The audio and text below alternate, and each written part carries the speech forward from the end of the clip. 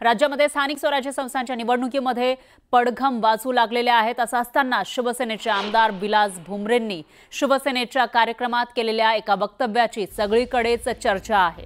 विधानसभा निवडणुकीमध्ये आपला अनुभव सांगताना विलास भुमरेंनी चक्क 20,000 मतदार बाहेरून आणल्याचा दावा केला। पण भुमरे बोलले ते सुद्धा त्यांचे पक्षश्रेष्ठी एकनाथ शिंदेंच्या समोर। व्यासपीठावर शिवसेनेचे आमदार असताना भुमरेंनी हे वक्तव्य केलं।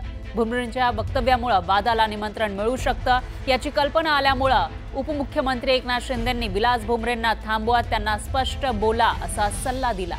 मग काय भुमरेंनीही तातडीने आपल्या वक्तव्याची सारवासारव करत स्थलांतरित मतदार आणल्याचा खुलासा केला। एकीकडे भुमरेंनी या वक्तव्यावरून सारवासारव केलेली असली तरी विरोधकांनी मात्र यावरून घेरलंय।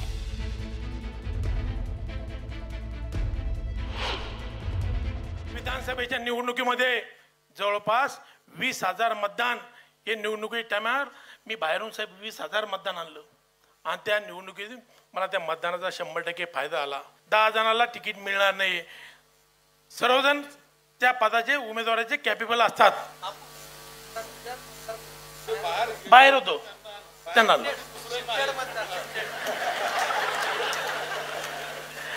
माझ्या मतदारसंघातलं 20,000 मतदान हे बाहेर स्थलांतरित झाले होते। त्या लोकांना मी मतदानाच्या दिवशी घेऊन आलो साहेब। विधानसभेच्या निवडणुकीमध्ये जवळपास 20,000 मतदान हे निवडणुकी टायमावर मी बाहेरून साहेब 20,000 मतदान आणलं आणि त्या निवडणुकीत मला त्या मतदानाचा 100% फायदा आला। 10 जणांना तिकीट मिळणार नाही। सर्वजण त्या पदाचे उमेदवाराचे कॅपेबल असतात। बाहेर होतो त्यांना